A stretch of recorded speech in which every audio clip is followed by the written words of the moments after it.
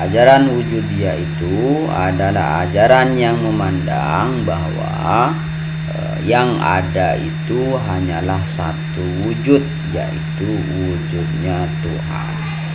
Sedangkan wujud-wujud yang lain di alam semesta itu yang memiliki aneka ragam wujud, yang memiliki beraneka ragam bentuk, itu hanya penampakan dari wujud yang hakiki, yaitu wujudnya Tuhan.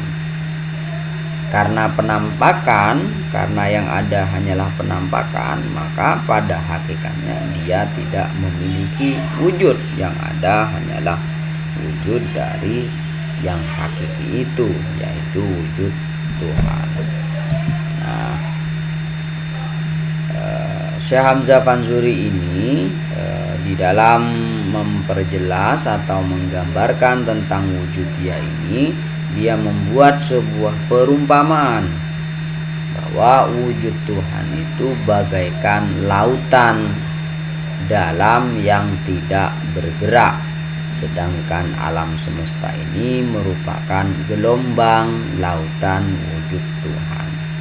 Jadi antara Tuhan dan manusia, antara Tuhan dan alam semesta itu diibaratkan seperti lautan dan gelombang-gelombangnya.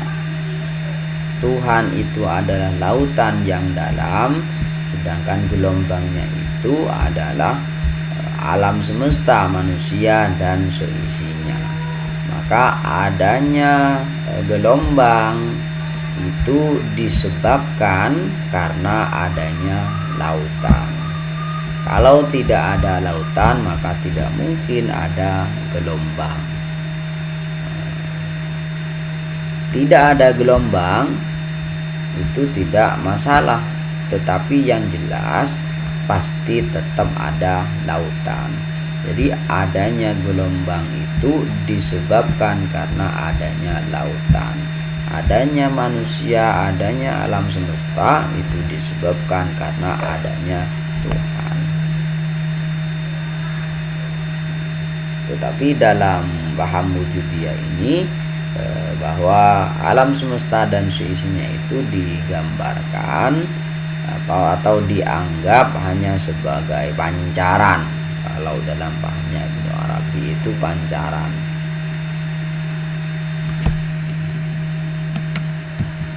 Penampakan.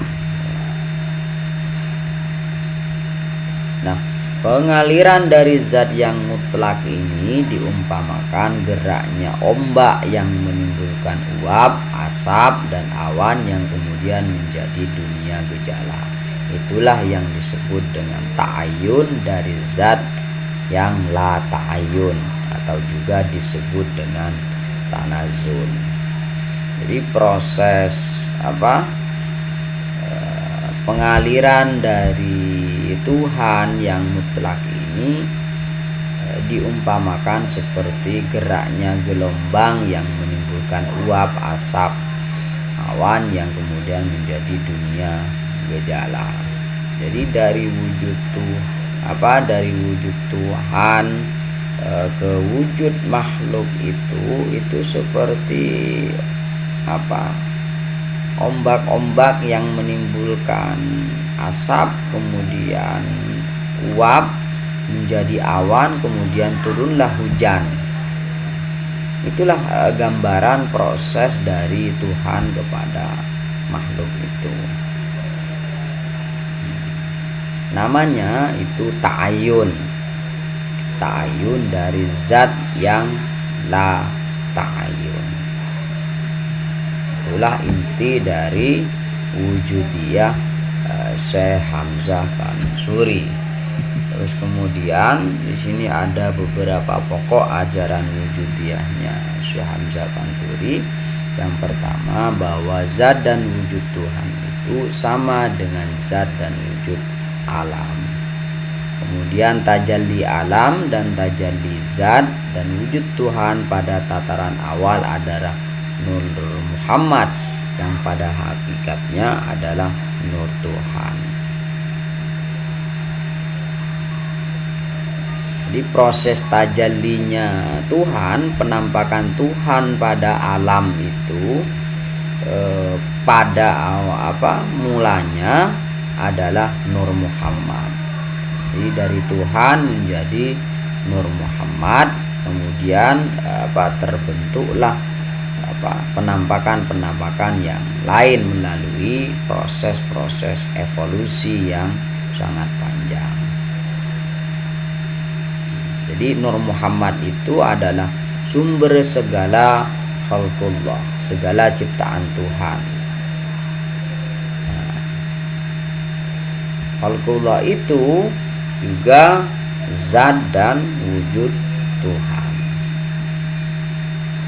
Nah, menurut ajaran wujudiyah ini, manusia itu harus berusaha mencapai kebersamaan dengan Tuhan dengan cara tarkud dunia, tidak tertarik dunia dan meningkatkan kerinduan kepada mati.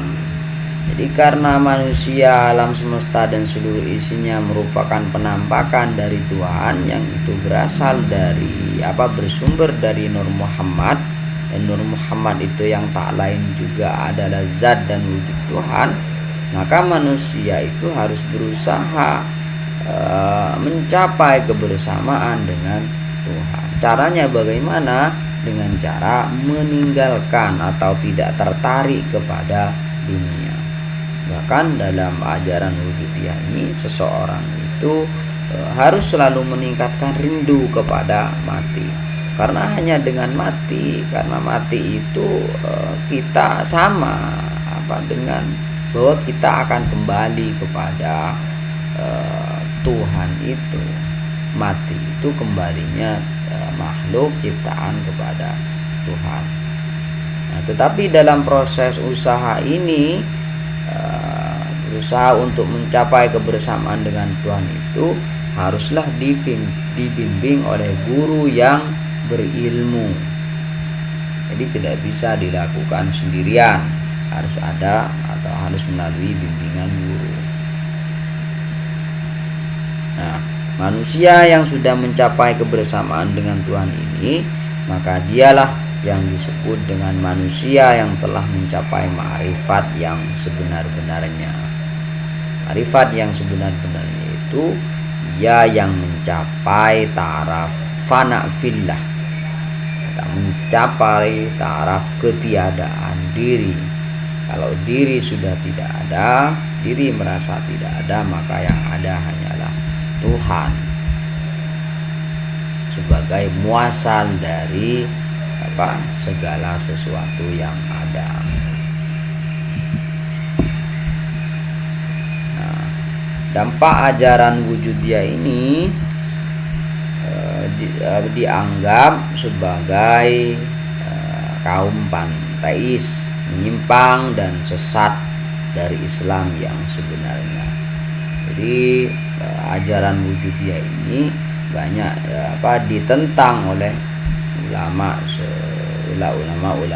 tasawuf setelah Hamzah Fansuri ini, dan ajarannya dianggap sebagai ajaran panteisme, menyimpang dari ajaran Islam,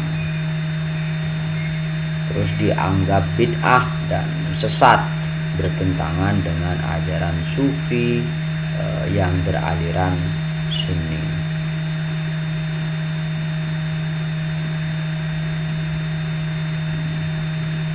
Ajaran wujudiyah Hamzah Fansuri ini mendapat pertentangan yang sangat kuat,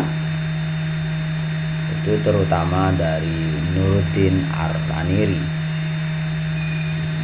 Bagaimana sanggahan Nuruddin Ar-Raniri ini terhadap ajaran tasawuf wujudiyahnya Hamzah Fansuri, kita akan lihat di pembahasan setelah ini.